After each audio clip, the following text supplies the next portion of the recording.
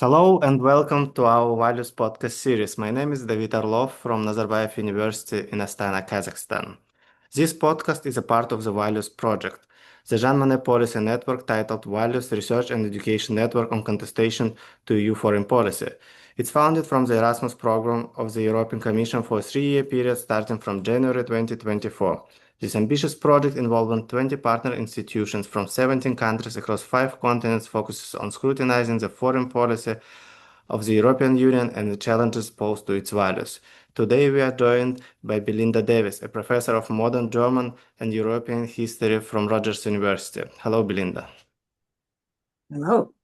Belinda is the author or co-editor of 5 books and around 50 articles and book chapters on topics including popular politics and social movements, conceptions of democracy and how change takes place, gender, memory and emotion, and many others. Today we've decided to talk about questions where our research interests overlap, specifically grassroots activism, freedom and democracy, populism, and related themes. So to begin, I would like to ask you about your forthcoming book, The Inner Life of Politics, Grassroots Activism in West Germany, 1962-1983. Given our podcast focus on European values, especially freedom, democracy, and political participation, we could use your book as a starting point to reflect on the present. Could you introduce our audience to the book, what it focuses on, and what drew you to this particular time period and topic? Okay, well, to start with the second question first, I grew up and was politicized myself in the shadow of this larger global movement, often reduced in description as, the 68 movement. And I was always interested in how people on the ground conceive of change and see themselves working to enact it and not just sort of passive onlookers. And this concerns democratic participation well beyond voter democracy, including the wide repertoire of possibilities for making one's voices heard, including humor, an issue in popular politics that I know you and I share, David, also provocation, relatedly, and direct action. And I became interested in Germany specifically because of the fact that, for better or worse, Germany's history was present in political discussion and not just mythologies of the past, which I find to be too much, the case in the US. And in Europe generally, I also found in the post-war era willingness to display forms of participation in broader elements that in this era were arguably more robust than in the US, although US officials, of course, claimed the mantle of the example that Europeans should follow. I think of notions from economic rights and the strength of trade unions to long-standing willingness to engage in public protest. So the book itself is an oral history of some 55 activists and to try to understand from them how they came to politics, how they came to conceive of notions of democracy that were so pressed upon them. And yet at the same time, when those activists tried to realize some of what they understood to be democratic action, they were often condemned for it. So understanding the ways in which, from the bottom up, Europeans, in the case I was specifically looking at, predominantly those in West Germany, Germans and otherwise, but far more broadly, the way that Europeans saw themselves as enacting democratic practice well beyond political, informal politics. And that includes in the arena, of course, of foreign politics, for example, the Vietnam War, and the willingness of Cold War Western Bloc and early EEC European leaders to invite brutal dictators to visit, which many contemporary activists protested. And so just to finish the general description of the book, the discussion is the ways in which these activists, far more broadly in terms of population, numbers of people, length of time, breadth of all sorts, participated in creating forms of bottom-up democracy and demands for freedom that I think demonstrably influenced ultimately what authorities did, even as authorities both at the local, country, and EEC level, often attempted to block because of a concern for too much democracy, as the phrase was sometimes used. So it deals both with the local issues as well as it's a transnational movement. Absolutely. And I think what ties them together for these activists were larger notions of democracy and freedom, the right to participate and to influence issues that Europeans perceived of as relevant to themselves, and related to ideals that Europe was supposed to represent, including those proffered by Jean Monnet and Robert Schuman and so on. That the very right to express concerns and concrete demands from the local level to the international level were all part itself of demanding more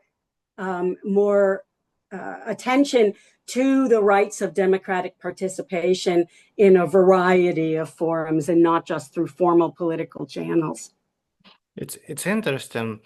In case of anti-fascist transnational movements, for example, there was no really concrete description, self-identification other than common humanity, common humanitarian values. And how about your case? Yeah. I mean, I do think that, if you think about somebody, again, just to continue with the case of West Germany, someone like, the Eminence Grise behind Adenauer, and other public officials, and others who had a great deal of influence, claiming that it was their right for people to be silent about their past, whereas these activists were saying, no, the preemptive so-called democratization and denazification was incomplete, to understate the case. And we know, so much from all the more from increasing recent work, the levels of continuities between personnel from the foreign ministry to policing at all levels, and the ways in which they very much reflected continuities in fascist thought, despite all kinds of pronouncements and despite certainly elements of democratic leadership that did obtain on a formal level. And so the activists' campaigns against, for example, the ways in which the entire judiciary was still populated by judges from the Nazi era, and the ways that professors at universities were the same people who had held their positions, who had managed to retain them or even came to their positions during the Nazi era. And so I think these issues were far more of interest for these activists than they were for officials at the top, who were kind of taking the approach of not making a lot of waves, forgetting the past, to move forward, and of trying to keep order. Indeed, keeping order being a piece of the promise of some of these states, not only for their own interests in in the smoothness of economic operations, for example, as were of particular concern with the EEC, but also in terms of NATO, the interest in demonstrating to American officials just how well-behaved everybody could be, and not making too much uncontrollable disorder at the street, so to speak. For U.S. officials who in the end claimed that between democracy and stability was really the primary concern. And this was a source of a notion that has been called by political scientists militant democracy. That is the idea of militantly protecting official democracy, no matter what it takes, including the repression of undesirable political expression in the streets, and via the printed word, and even in private spaces.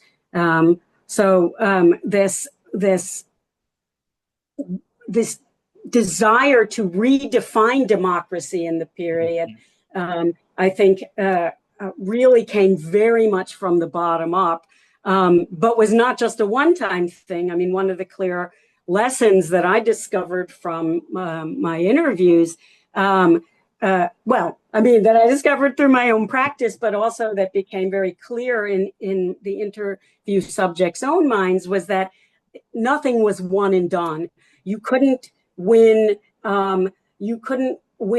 rights for gay people and then say, okay, we've got it, basta, we don't have to worry about that anymore.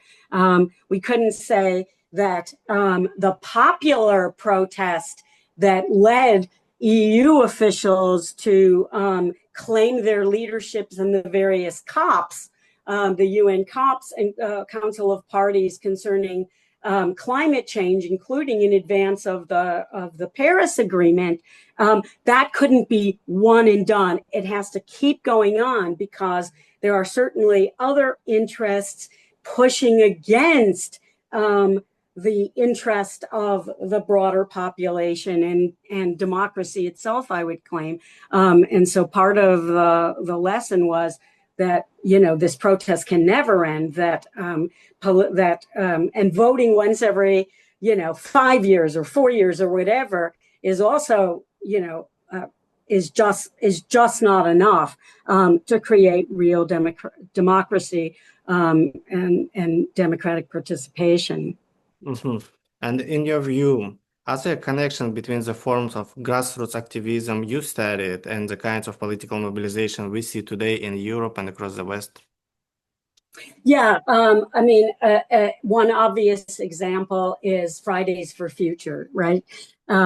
Which is very strong across Europe. And while I think, what gets called the 68er movement is often characterized as narrowly as a student movement. And while I think it was far beyond that, a youth movement like Fridays for Future, I think absolutely is redolent of the activism that took place decades earlier, and indeed an important Fridays for Future activist, the co-founder of it in Germany, Luisa Neubauer, has claimed that she was very powerfully influenced by the activism of her mother and her grandmother, who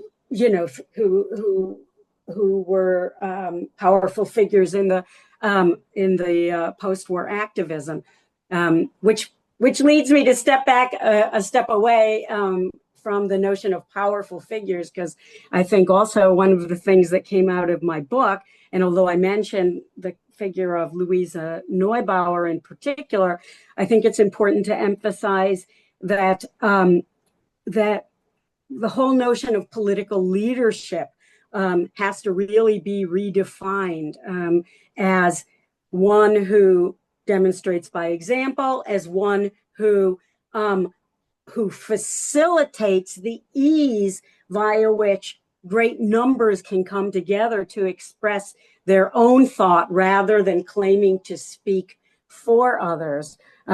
So although I, use the one example of Neubauer, again, to quote Neubauer herself, she made the claim that a figure, a figure like like the founder of Fridays for Future may have played a really powerful role. Thunberg spoke to the UN. She was actually beside the leader of the Club of Rome in pushing for more action at the various COPs. But as Neubauer herself says, it can't be about one person. It can't be about a few people, although it can certainly start that way. And a few people certainly have the ability through direct action, through humor and provocation, to start gathering people's attention. But all of this has to be part of a movement that involves mass populations. Mm-hmm. And with regards to that, I'm interested in the origins of grassroots movements, because in case of my studies with regard to anti-fascism, I noticed a trend that it resurfaces whenever there is a rise of far-right movements. So we obviously witnessed it in the 90s and 40s. Then, for example, in France with the rise of Jean-Marie Le Pen's party in the wake of Algerian war. Then following the fall of the Berlin Wall, with the rise of neo-Nazism, again anti-fascism became prominent. And today, in the 21st century, we can see it in Greece, Sweden, in the US. Anti-fascism responds to far-right, and some people even say that for anti-fascism to exist, there has to be fascism. To define anti-fascism, you have to define fascism. So how about the case of Germany? I mean, I think in general, in the present, we've certainly seen, some of the most powerful response, for example, to the protest of the AfD, and here I think it's important at the same time, on the other hand, to challenge the ways that authorities have dismissed popular activism in the present, authorities and scholars, by calling it populism.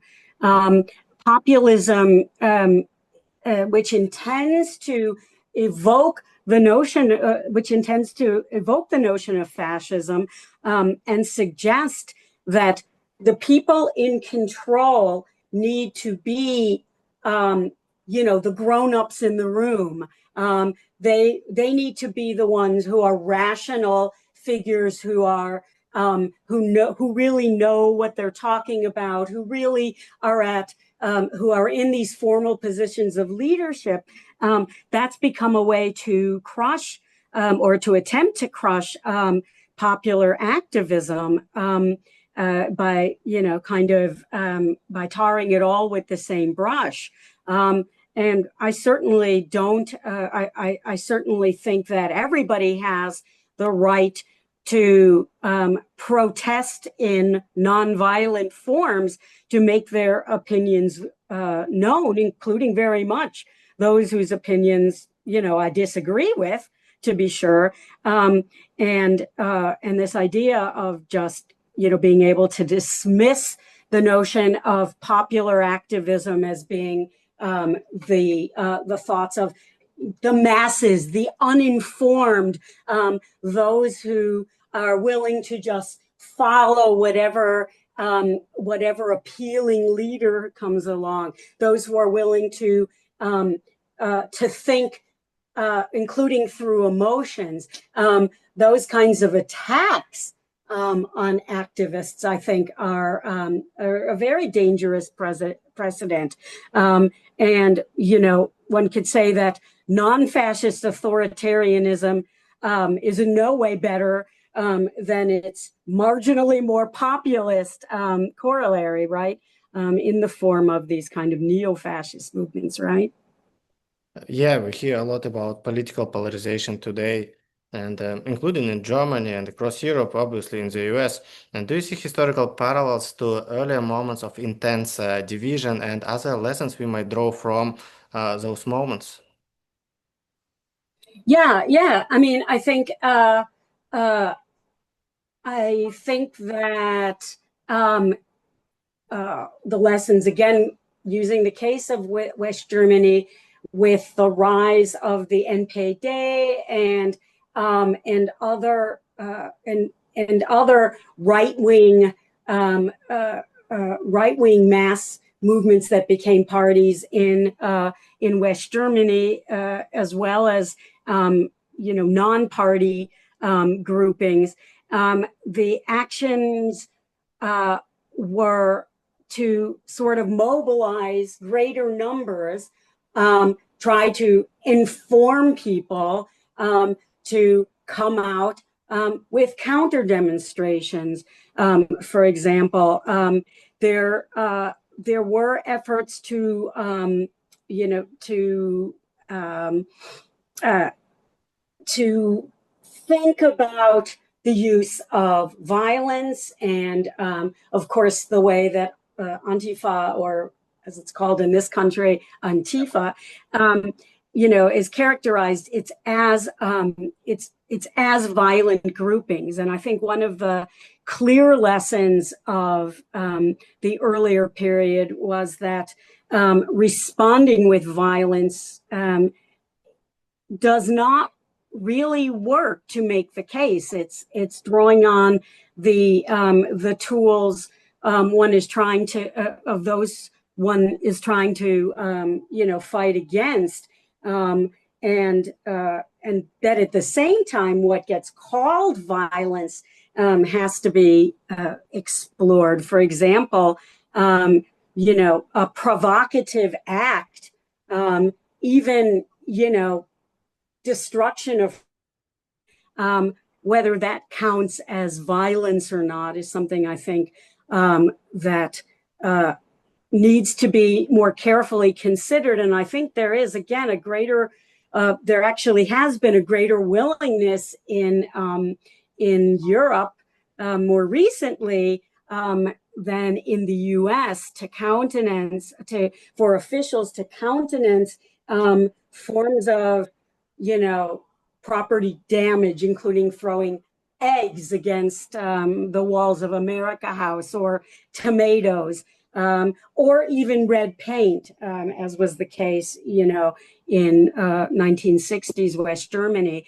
I think that a recognition of such acts as part of political participation has to be recognized in order to expand the notion of what democracy allows for. And at the same time, if officials want not to see these kinds of actions, why it's incumbent upon them to listen more closely to what activists are demanding at a point before they get to expressing themselves in that fashion. Yeah, it's true that today democratic grassroots movements are criticized for excessive use of violence, but it's not only that, but also the platforming, silencing the opposition, and where do we draw the line between opposing the far extreme right and silencing the voices that oppose our views? Right. And again, I think it's absolutely essential.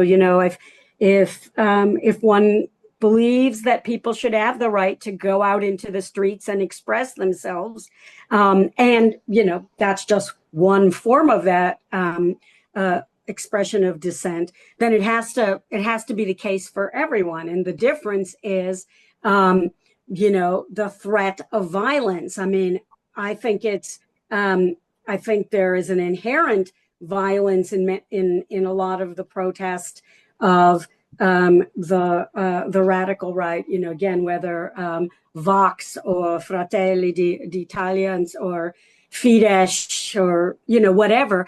I think that that protest, that words, that people have to use the words they want to use, but it's when it starts to threaten violence against people, which is this kind of, notion that was determined in the period that I studied, this earlier period, a distinction between violence against people and violence against property, for example. I think there's a lot to that.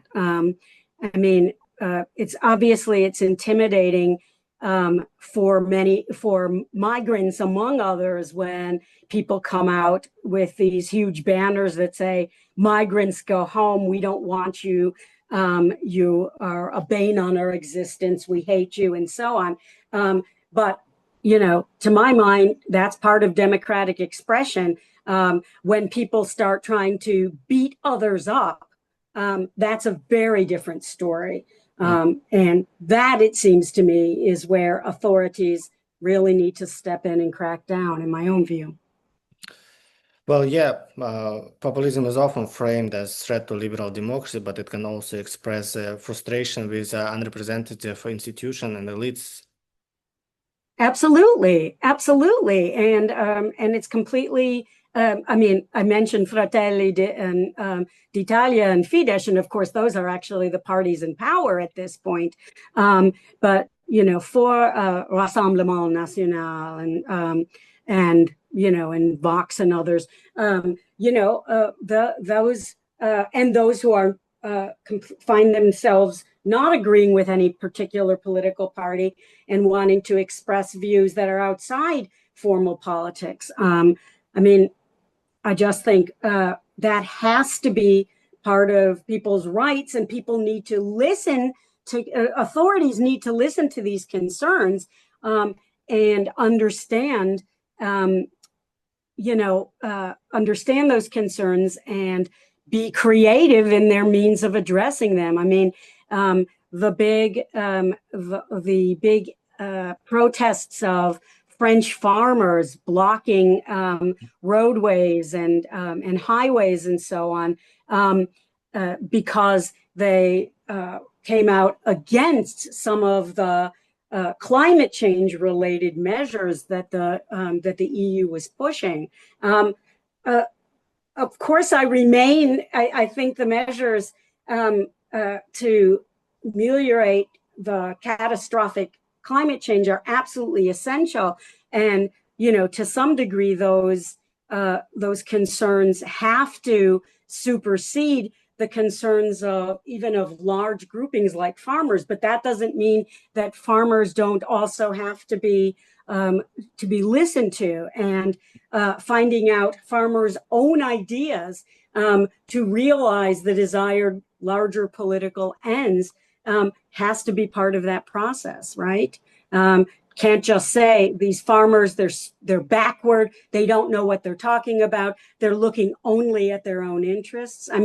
Farmers were among the most important anti-nuclear activists in the 1970s and 80s in West Germany and France, for example.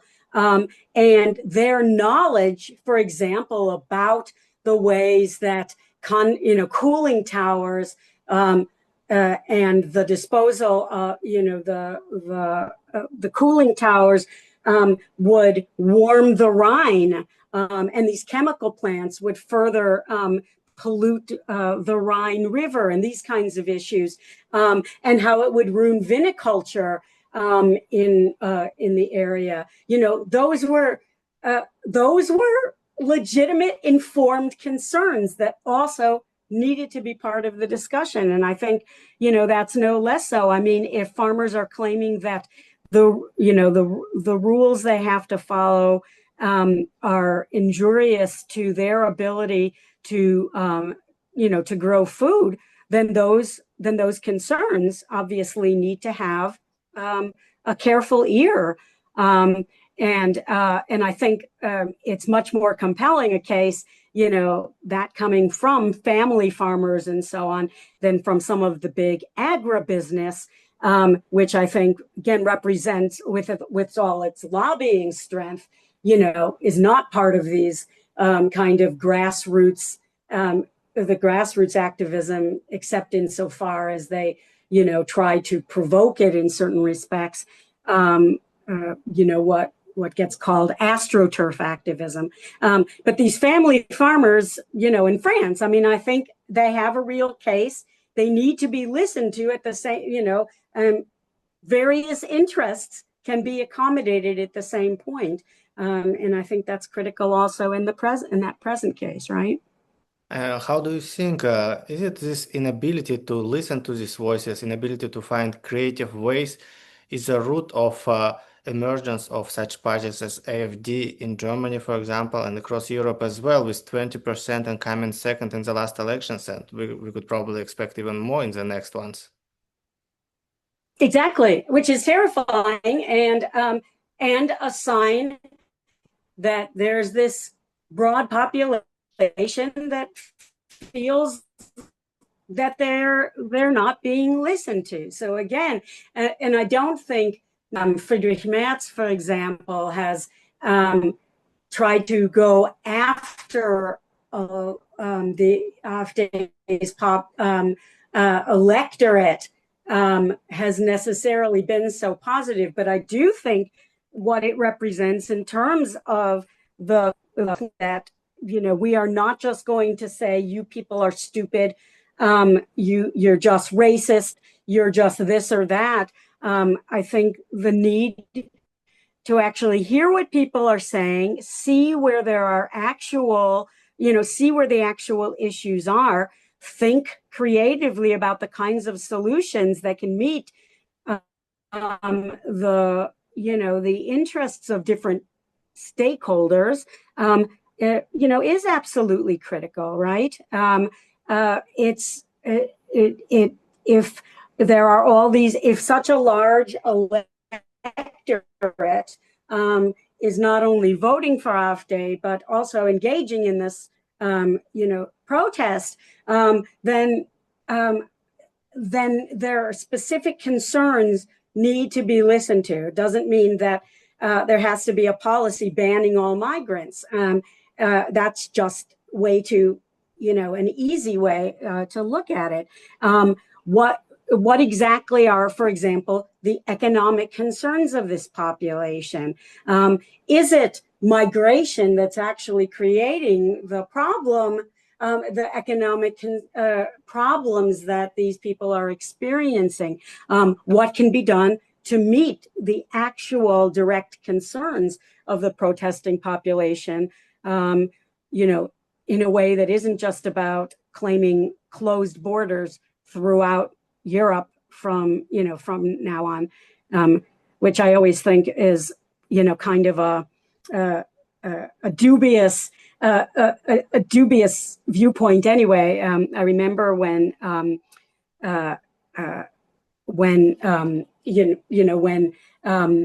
the elections brought to power in the UK, Rishi Sunak, and some Tory politicians were claiming, well, how would you like it if not, people who weren't from your country were invading and taking over the political leadership? Well, all aside from Sunak's own background, which is not his own position as a UK citizen, of course, the role that Europe has played in effectively invading and taking over other countries seems to have caught on as the understanding for some people of what others are doing to Europe, whereas I think there's, fairly little evidence of interest in doing that, of migrants in taking over and entirely transforming the governments in the countries in which they live, right? Well, probably the concluding question of our podcast today, what would be your prediction about the recent near future? in terms of the ability of political elites to deal with these issues of polarization, is there a likelihood that it would decrease and there would be more dialogue between the right and left? How do you think?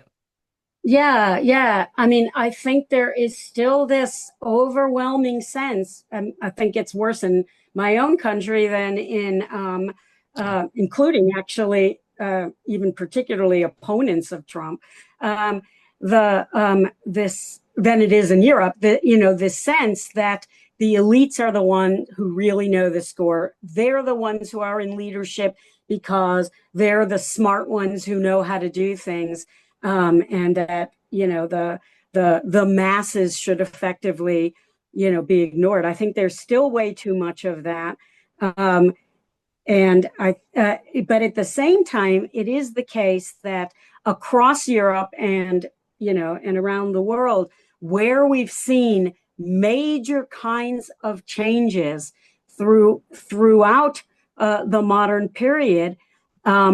Even arguably in limited democracy governments and in autocratic governments, has been pressure from the bottom up.